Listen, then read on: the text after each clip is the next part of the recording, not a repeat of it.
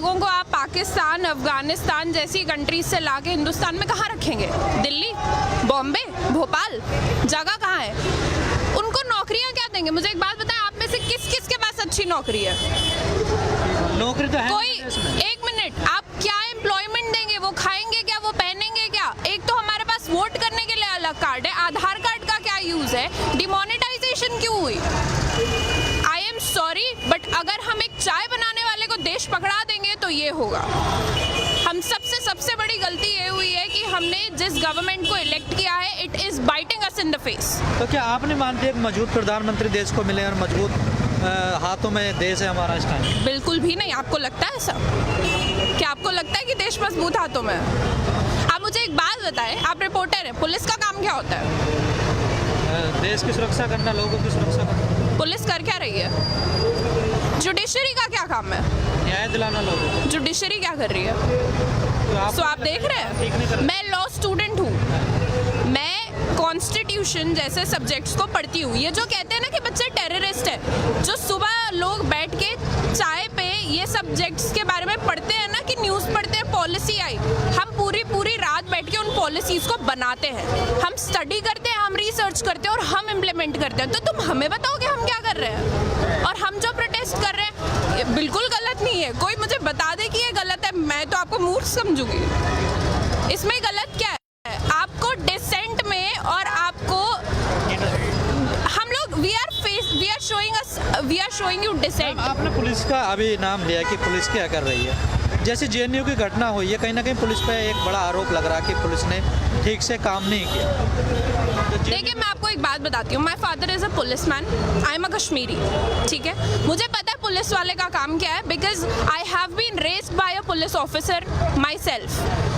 एक पुलिस वाले का काम नहीं है कि वो यूनिवर्सिटी के अंदर एंटर करके 15 दिसंबर और 5 जनवरी की रात को और शाम में क्या हुआ है, मैं बिल्कुल कंडेम करती हूँ उस हरकत को। 15 को आप जामिया के अंदर आते हैं, I was a part of the protest, आप अंदर आते हैं, आप बच्चों को लाठी चार्ज करते हैं, आप कहते हैं कि हमारे पास परमिशन थी, और फिर जब 5 तारीख को आप यूनिवर्सिटी के अंदर जाते हैं, आप गूंस को, आप गुंडों को रोक नहीं सकते हो प्रॉपर्टी वैंडलाइज करने से, बिकॉज आपको परमिशन चाहिए थी।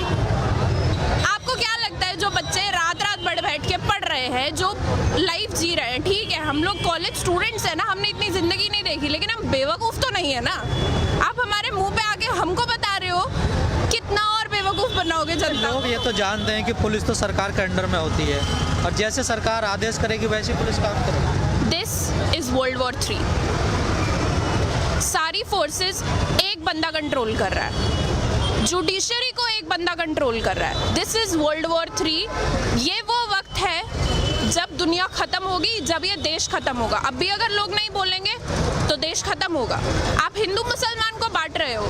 This is the most sick thing one can do. नहीं, कहीं ना कहीं जो आप जो चीज़ें बीजेपी कर रही है, चाहे धारा 370 हो, 3 तलाक हो। मैं आपको एक बात बताती हूँ, मैंने कल रात में बैठ के बीजेपी का मैनिफेस्टो पढ़ा है। बीजेपी के मैनिफेस्टो में 13 चैप्टर है।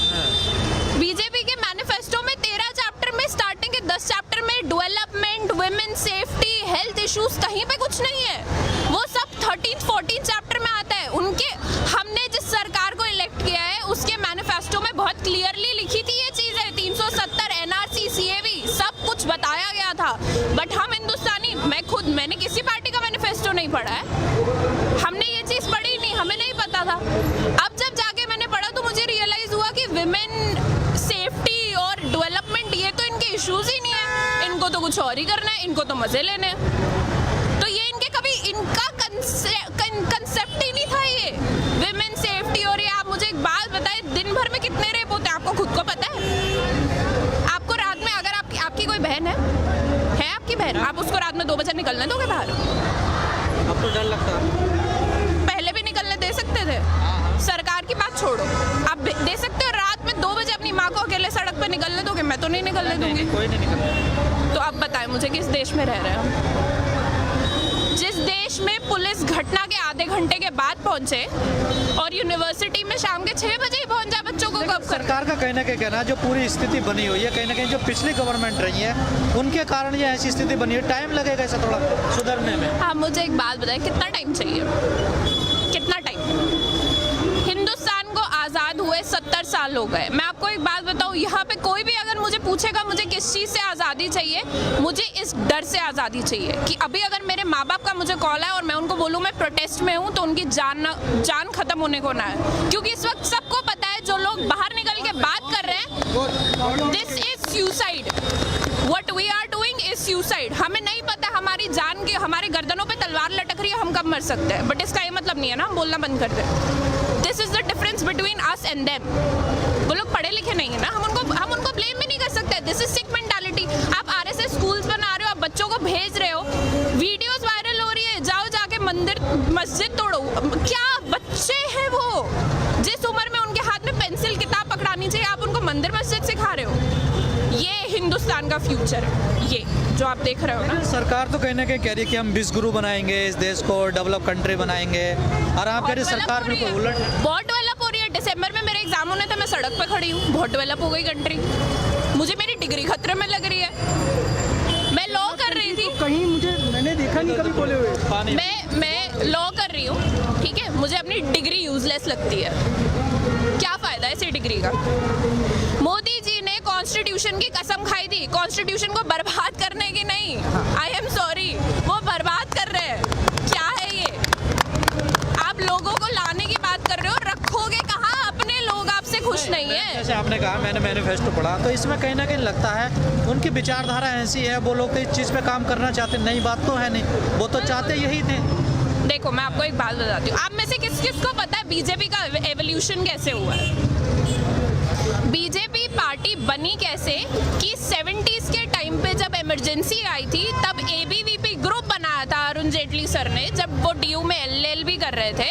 उन्होंने एक स्टूडेंट मूवमेंट शुरू करा था, जिसके बाद बीजेपी गवर्नमेंट एस्टैब्लिश हुई। वो लोग खुद इस तरीके से लाइमलाइट में आए हैं, उन्होंने इस पूरे प्रोटेस्ट के बेसिस पे अपनी पार्टी को एस्टैब्लिश करा है। नाउ वन डिफरेंस, जब उनकी पार्टी थी, इंदिरा गांधी ने उनके ऊपर ना पुलिस वाले छोड़े, और मैं पुलिस वाले छोड़ना बोलूंगी बिकॉज वो कुत्तों से कम नहीं है इस वक्त। ना उनके ऊपर पुलिस वाले छोड़े गए, ना उनके ऊपर डंडे बरसाए गए। इनफैक्ट उन्होंने जयप्रकाश नारायण को उठा के एक पूरी गवर्नमेंट गिरा दी। और आप हमें बता रहे हो कि आप क्या कर रहे हो? हमारे पास दिमाग है, हमारे पास एजुकेशन है, and that is our weapon, we use it. हम हेट्रेड नहीं फैलाते हैं, हम पढ़ते हैं, we teach and we preach, this is what we do. अब कहीं ना कहीं इस पूरे आंदोलन को देखते हुए आपस में टकराव की स्थिति भी बनने लगी है कहीं कहीं जगह, क्योंकि बहुत जगह बन रही है, भी उतरने लगे, कुछ लोग विरोध कर रहे हैं। मैं आपको एक बात बताऊं, मैं परसों लाजपत नगर गई थी, वहाँ पे 20 लोग गिन के सीए के इसमें फेवर में प्रोटेस्ट निकाल रहे थे। आई एम टेलिंग, उससे ज्यादा बच्चे ना मेरी यूनिवर्सिटी के कैंटीन में बैठे होते हैं, और उससे ज्यादा बच्चे ना जुमे की नमाज में होते हैं, ठीक है? तो कितने लोग फेवर में हैं? आप मुझे एक बात बताओ, they ban porn and then they start tweeting, इस नंबर पे मिस्ड कॉल दो और सेक्स का फायदा उठाओ। What is this? हिपोक्रेसी की भी एक सीमा होती है भाई, क्या कहना चाह रहे हो आप? ये आप ट्विटर पे नंबर निकालते हो कि कॉल करो, मतलब ये क्या तरीका है समर्थन पाने का? रिकॉर्ड की और देखिए 130 करोड़ की आबादी में अगर आपको सिर्फ 53 लाख मिस कॉल आती है, तो डू द मैथ, कितने लोग आपके समर्थन में? 53 लाख मिस कॉल पे ऐसे वीडियोस और ऐसे ट्वीट, वो उसमें से कितने लोग सपोर्ट में थे, कितने लोग वहाँ पे सेक्स के लिए थे, कितने लोग वहाँ पे नेटफ्लिक्स के लिए थे? आप क्रोनोलॉजी समझिए अब कि कितने लोग इसके लिए थे और कितने लोग उसके लिए थे। कभी ऐसा नहीं हुआ है किसी भी कंट्री में कि कोई बिल पास हो और उसके सपोर्ट में लोग खड़े हो। और जो ये लोग समर्थन कर भी रहे हैं, इनका ऑब्जेक्टिव क्या है? क्या दिखाना चाहते हैं ये? इनका कोई पर्सनल बेनिफिट नहीं है क्या? इनको अच्छा लगेगा कि इनका बेटा 5 लोगों से पहले कम्पीट करता था एक सीट के लिए, वहाँ पे 20 लोगों के साथ कम्पीट करेगा? क्या इस चीज़ का सपोर्ट कर रहे हो आप? आपकी बैटल अगर इलीगल इमिग्रेंट से है, इलीगल इमिग्रेशन से है, तो वो जायज़ है। इलीगल इमिग्रेंट को ना लड़के आप उनको नागरिकता देने पे उनका सपोर्ट कर रहे हो? ये क्या, कहाँ रखोगे उनको? रखोगे कहाँ? खुद के लोगों को नौकरी देने के लिए नहीं है आपके पास। आप मुझे एक बात बताओ, यहाँ पे हमारी इकोनॉमी की मिनिस्टर इतनी, सैल्यूट टू हर, वो कहती है कि मुझे टेंशन नहीं है, मैं प्याज नहीं खाती हूँ। ये क्या है? ये लोग निकले थे इकोनॉमी ठीक करने, प्याज और मुर्गे के लग भाव रहा बढ़ा है दिए इस देश का यूथ अब समझने लगा कि कहीं ना कहीं देश गलत अरे हाथों भाई हम समझ पहले से रहे थे, हमने बोलना अब शुरू करा तो है। हर जगह रहे हैं ना वो। जीत कहाँ रहे थे, जीत तो रहे थे तो I am so grateful CAA happened. मैं एक कश्मीरी हूँ, मुझे किसी से डर नहीं है, मैं एडमिट करती हूँ and Kashmir is a part of India.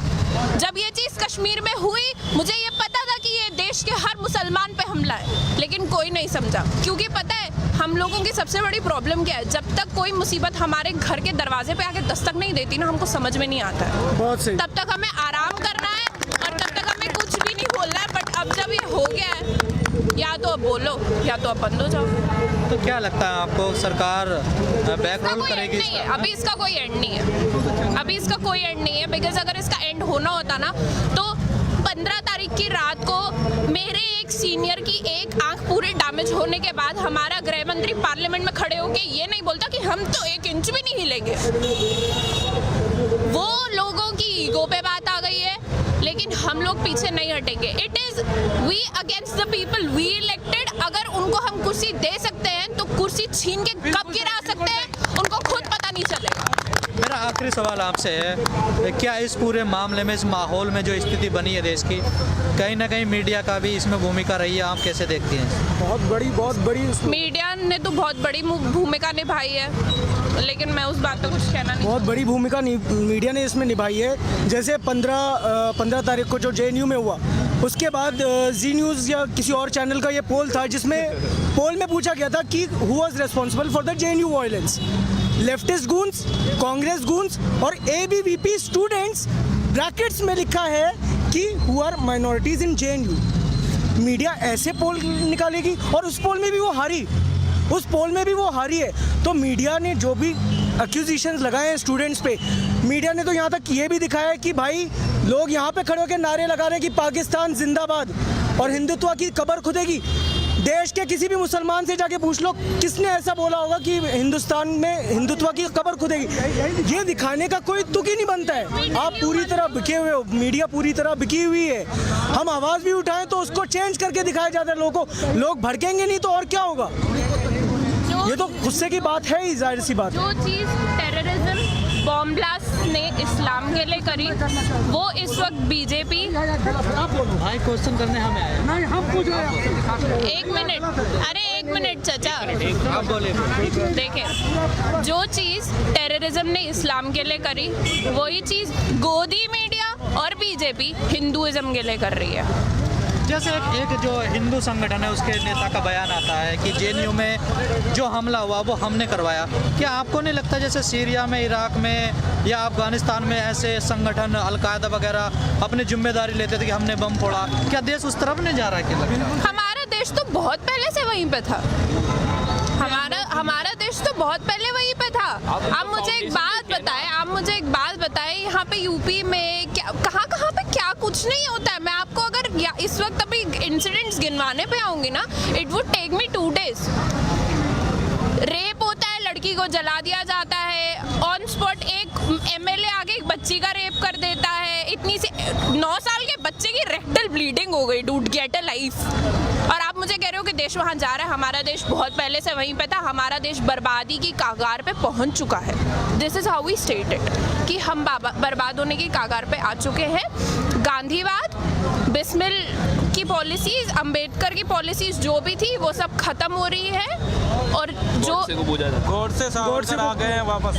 आखिरी सवाल मेरा आपसे, कुछ लोगों का कहना है कि जो रेड विंगर है ये इंडिया में नहीं, ये पूरी दुनिया में राइट विंग जो लोग हैं वो पूरी दुनिया में एक तरफ से आ रहे हैं। चाहे आप डोनाल्ड ट्रंप को देख लीजिए, ईरान पे हमला हो रहा है, कहीं ना कहीं ऐसी स्थिति बन रही है। ये पूरा देश में, पूरी दुनिया में ऐसी एक ये माहौल चल रहा है। इसमें कहीं ना कहीं मोदी भी एक हिस्सा है। बिल्कुल है, क्यों नहीं है जी। देखिए ये जो यहाँ पे जो देश में ये जो ख़राब माहौल बना है, ये कब से बना है? आप मुझे खुद बताइए कब से बना है? जब आपने CA का वोट किया, CA को पास करवाया, CAB को CA बनवाया, उसके बाद से ऐसा माहौल बनना शुरू हुआ है। ये लाया कौन बिल? क्या कांग्रेस ही लाई थी?